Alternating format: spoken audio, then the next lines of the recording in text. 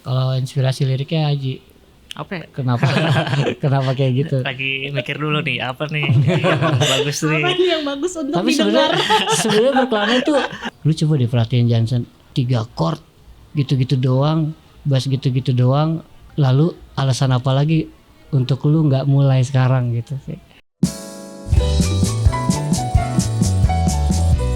Sekarang kita mungkin ke pertanyaan netizen. Ada yang nanya di Instagram Ya. dan kayak mayoritas tuh kayak nanya kapan manggung di sini, kapan manggung di kayak Palembang, Bandung dan lain-lain gitu. Tapi ini ada satu yang dipilih karena gue juga mau nanya ini dari Imam Arianto. Mau nambah personil nggak? Karena kan sekarang masih additional, kan? Atau berdua aja biar nggak kecot? Nggak kecot. Belum tahu sih untuk Justru berdua sekarang. lebih bahaya. Kayak kalau gue sih berpikiran kayak apa ya, kalau cuman berdua ya kayak bukan ngeband aja sih, mendingan gue bikin duo gitu dari awal gitu. Mungkin ya nggak ada yang tahu bakal dua atau nambah personil karena pasti pertimbangannya banyak dan belum tentu yang kita pengen itu juga mau Ya. si orang itu. Iya, kita jadi masih ya nikmatin, berjalan aja. masih berjalan. Kalau mau ya syukur, nggak mau ya udah seperti sekarang aja gitu. Lebih banyak pertimbangannya kayak gitu sih. Iya. Karena nggak bisa maksain orang buat jadi personel juga gitu. Ngomong-ngomong soal kecepatan ya, gua rasa sih sejauh ini ya Aji bagaimana ya? Aji tuh bisa dibilang satu-satunya mungkin yang bisa ngikutin soal ngomongin kecepatan ya itu gitu. Jadi gua ya sejauh ini dia yang bertahan gitu. Jadi untuk waktu yang nggak tahu kapan kayaknya gini dulu deh gitu. Karena kalau misalnya datang orang baru diresmikan, taunya dia merasa kelelahan atau wah gue nggak bisa nih ngikutin si Aji atau gue nggak bisa nih ngikutin si Tata, terjadi lagi bola liar lagi. Kayaknya ntar dulu kita lihat dulu apakah yang sekarang atau yang nanti bisa seperti Aji di mata gue gitu maksudnya. Begitupun Aji sebaliknya. Cuman ya menurut gue Aji satu-satunya yang bisa mengikuti kecepatan gue gitu. Atau mungkin kita ganti katanya jadi kelambatan gue. Jadi ya gitu. Kalau cepet kan kayak takutnya konotasinya wow gitu. Enggak, mau cepet mau lambat kayaknya yang bisa ngikutin tuh kayaknya dia gitu. Dari apa gue lihatnya dari sebelum Johnson 7 tahun gue udah ngeband gitu. Kayaknya dia doang nih yang bisa ngikutin ide-ide yang anehnya atau apa. Begitupun dia. Coba nih gue nanti kita selesai ini gue kasih liriknya dia satu, lu mau jadiin apa? Kalau ngerti ya maksudnya.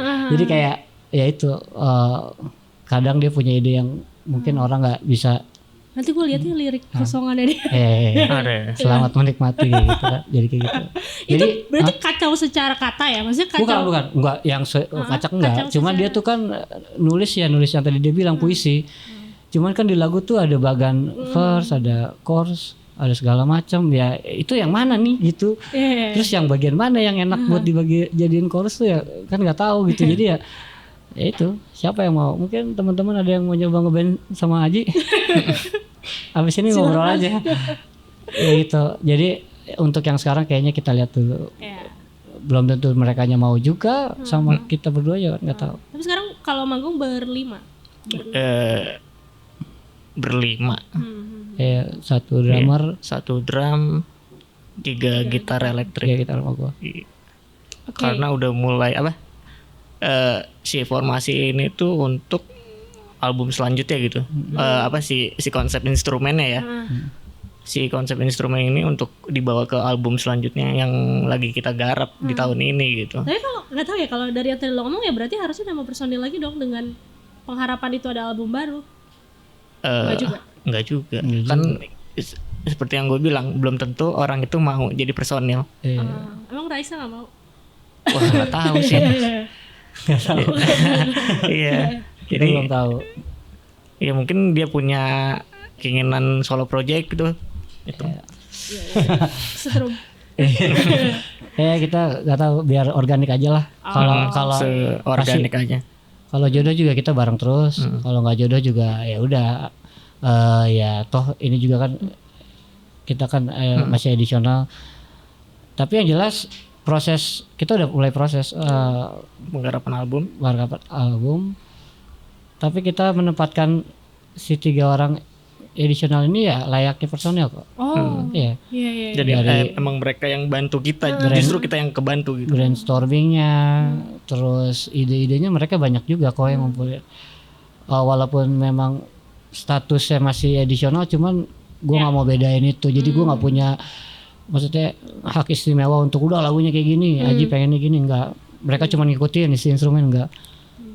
Kita kasih juga kok. Bagan, Raisa ngasih bagan. Tetap sharing, tetap diskusi juga sih. Intan ngasih ini kalau suara duanya gini gimana atau gimana. Dika bahkan sekarang udah, maksudnya kayak drumnya gue isi gini gimana, aman gak atau apa kayak gitu. Masih kita ya udah kita kayak masih personel, cuman ya memang kayaknya untuk kita benar-benar tahu kita berjodoh atau enggak kayaknya butuh waktu aja gitu. Oke. So berjodoh atau ya silakan ya waktu lah yang menentukan secara organik. Oke. Sekarang kita ke pertanyaan yang ada di sini yang mau tanya. Boleh 2 orang. Siapa aja yang mau nanya? Waduh, berarti kita pilih ya. Jadi 3-3-nya aja deh. 3-3-nya lah. Satu-satu kalian maju ke sini. Siapa duluan? Oke. Oh, di depan. Ya, nanti dikasih mic. Di sini Kak. Ya, biar kelihatan. Sebelumnya saya N dari Bogor juga. Ada pertanyaan buat Jansen. Umuran berapa? Umurnya 17, masih SMA. SMA mana? SMA yang 1 Taman Sari. Pertanyaannya, ketika di Jansen memutuskan untuk bertransformasi dari band popang yang bermain lirik bahasa Inggris yang lugas menjadi band popang yang bermain diksi bahasa Indonesia, pasti proses kreatifnya ada yang berubah dong. Ya. Untuk saya ada pertanyaan untuk Kak Aji sebagai penulis liriknya. Di proses kreatif itu apa aja yang berubah ketika mulai bertransformasi menjadi band yang bermain diksi? Apakah dari menulis puisi lewat pengalaman-pengalaman saja atau setelah itu memutuskan untuk mendalami lagi sastra Indonesia seperti bacaan-bacaan puisi atau lainnya? Karena menurut saya sendiri gaya bahasa di Jansen ini adalah band yang membutuhkan pemahaman akan sastra, bukan seperti band popang kebanyakan yang gaya bahasanya itu mengkritisi dengan cara kritik yang lugas. Sedangkan Jansen ini bermain dengan gaya puitis yang berima. Terima kasih.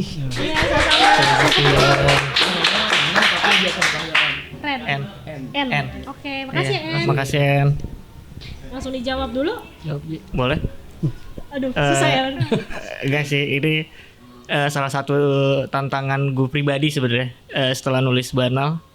Kayak apalagi nih yang perlu gue bikin gitu. Tentunya gue nggak mau mencoba, nggak mau sama gitu. Tetap gue juga, akhirnya gue butuh referensi nih, nyari referensi kemana aja gitu. Kayak untuk sekarang gitu sekarang gue lagi sering baca buku-buku cerpen anak. Jadi gue lagi sering baca-baca buku itu, dan gimana caranya gue mengganti.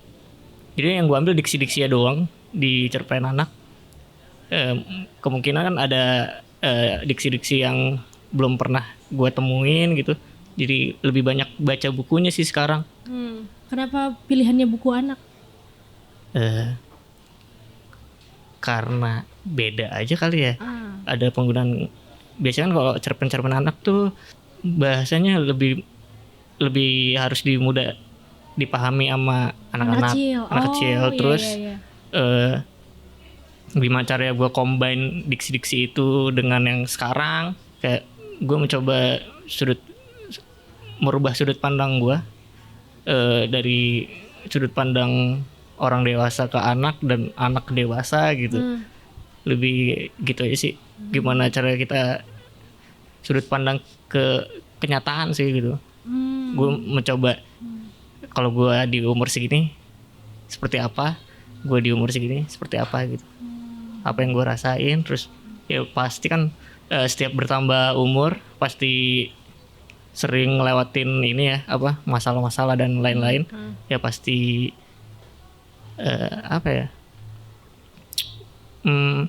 banyak pengalaman. Dan jadi kan kalau sekarang tuh kayak yang dewasa merasa berpengalaman, yang muda tuh enggak gitu, atau kebalikannya, yang muda merasa dia yang paling up to date, yang tua tuh ketinggalan zaman kayak gitu. Gue mencoba ngulik-ngulik kayak gitu sih.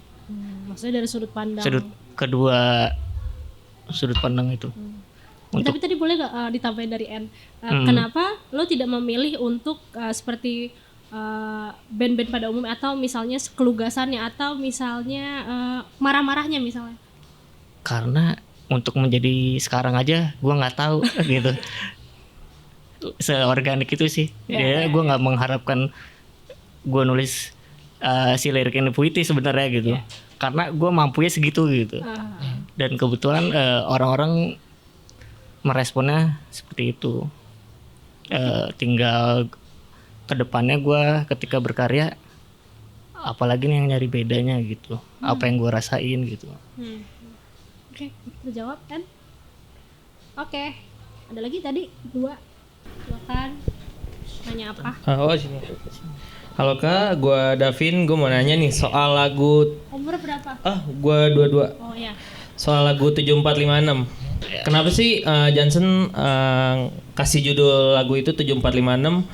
Udah gitu di dalam lagunya itu kan ada kalimat jangan bilang Jimmy, di sini ada party. Itu tuh maknanya apa sih? Sama terinspirasi dari apa? Mungkin gitu aja. Terima kasih. Terima kasih. Dijawab. Jadi 7456 itu angkatan nyokap gue kuliah di LPKJ. Jadi sering ada grup alumni, grup angkatan 74, 75 dan 76. Jadi 7456 itu sebenarnya nama grup WhatsApp alumni nyokap. Dan lirik Jimmy itu seperti yang kita tahu, Jimmy the Upstairs kan rajanya pensi waktu itu. Jadi gue mencoba menganalogikan si party ini ke beliau gitu. Kenapa? Inspirasinya apa di lagu ini? Sebenarnya ini lirik pertama yang gue bikin. Itu inspirasinya dari ketika gue lagi nonton film Stephen Chow sebenarnya. Di situ ada adegan si Stephen Chow ya nari gitu sama cewek kalau nggak salah. Dan gue mencoba merespon si film itu ke musik yang komedi gitu. Iya gitu. Jadi sebenarnya. Tapi kenapa lu harus nggak bilang Jimmy di sini ada party? Karena nyokap gue hampir sebulan tuh reuni terus. Dia party terus sama alumni IKJ-nya gitu. Gue suka nemenin juga kan. Jadi meskipun udah berumur masih suka party gitu, masih suka silaturahmi. Ya. Lo nggak pengen Jimmy? Yes. Mereka yang nggak pengen. Emangnya Jimmy doang yang bisa? Emang Jimmy doang yang bisa party. Gitu. Oke. Oke, terjawab. Ya. Iya. Nggak ada. Sebenarnya nggak nyambung gitu. Iya. Dari film Stephen Chow, terus ini cerita nyokap gitu. Jadi. Ya gue campur-campur aja gitu. Jadi nyokap tuh sering ngadain reuni gitu bareng angkatannya. Terus dia suka ngeledek si Aji, emang Jimmy doang nih yang bisa bikin party gitu. Terus disambungkan dengan waktu itu Bang Jimmy Multazam kan raja pensi gitu. Ya udah, terus di Upstairs kan dengan ya gitulah. Jadi jangan bilang Jimmy gitu. Oke. Terakhir ya dari silakan. Perkenalkan, nama gue Arsia Siregar bang. Halo. Gue pengen nanya bang, yang lagu Dua Bilah Mata Pedang itu terinspirasi dari apa ya? Maksudnya kan sebelumnya kan lagu-lagu lu tuh kayak ugal-ugalan gitu ya. Kayak di Dua Bilah Mata Pedang tuh kayak romansa gitu bang. Kayak dari liriknya. Sama satu lagi bang, berkelana di ruang waktu bang. Nah itu juga terinspirasi dari apa? Terima kasih bang. Umur berapa? Umur 20. Terima kasih. Penasaran aja. Masih cari yang umur ini. 15. Oke, berarti dijawab sama Aji dulu nanti. Boleh. Aji sih kan dia Dua bilah mata pedang tuh musik dulu ya Teh. Dia satu-satunya. Jadi gue ngasih lirik ke Tata dan lirik itu nggak kepake gitu. Terus si Tata ternyata ngasih ke gue ada progresi chord gitu. Demo masih musik kosong, ada hummingnya, ada nadanya gitu. Yang liriknya nggak kepake ini akhirnya gue ambil sebagian, dan ketika gue dengar si demo ini, gue dengernya kayak wah ini kok kayak Buzzcock ya, Ever Fallen Love gitu. Wah, akhirnya gue nulis tuh Ever Fallen Love, jatuh cinta gitu. Makanya gue tulis ada lirik jatuh cinta tuh ya gitu. Sebenarnya gue lebih ngerespon si nada ini seperti lagu Buzzcock Ever Fallen Love gitu. Lebih ke situ. Tapi kalau lu ngerasa pas dia bikin lirik itu sesuai sama nada yang lo buat nggak? Sesuai, walaupun ada sedikit revisi. Cuman yang uniknya di Dua Bilah itu yang tadi Aji bilang, ini satu-satunya di Banal yang dari musik dulu baru lirik, dan ketika dimasukin ke Aji kan ngasih penjelasan juga kan, ini kan wah ini lagunya mirip ini nih Buzzcock yang ini. Oh ya, terus ada kata cinta di sini gitu kan. Akhirnya setelah gue baca, kalau di Upstairs kan punya lagu cinta yang nggak ada kata cintanya. Itu apa judulnya? Matraman itu loh. Itu kan nggak ada kata cinta, tapi itu lagu romantis banget kan. Ya akhirnya setelah gue baca, ya gue mengartikannya lain sih. Jadi kalau Johnson itu Dua Bilah Mata Pedang itu adalah bukan lagu cinta, tapi ada kata cinta di dalam situ. Lagu apa dong? Menurut lu? Enggak. Gua. Ya ada deh. Ya kalau gue sih kayak gini sih. Dunia ini kan semuanya kan serba abu-abu ya. Kayak lu kadang bisa jadi teman, kadang bisa jadi musuh gitu. Ya kalau gue lebih situ sih. Bahkan guanya pun bisa jadi siapapun gitu. Gue bisa hari ini gue bisa jadi orang yang baik, besok gue bisa jadi penjahat. Ya gue nggak tahu gitu. Cuman ya berusaha tetap baik terus gitu kan. Ya itu. Bahkan kalian memaknai satu lagu aja berbeda gitu. Iya. Tadi masih ada lagi inspirasi Berkelana. Lagu Berkelana. Itu single, salah satu single terbaru? Ya nggak sih? Iya, single terbaru. Itu baru. Prosesnya sama dari musik dulu.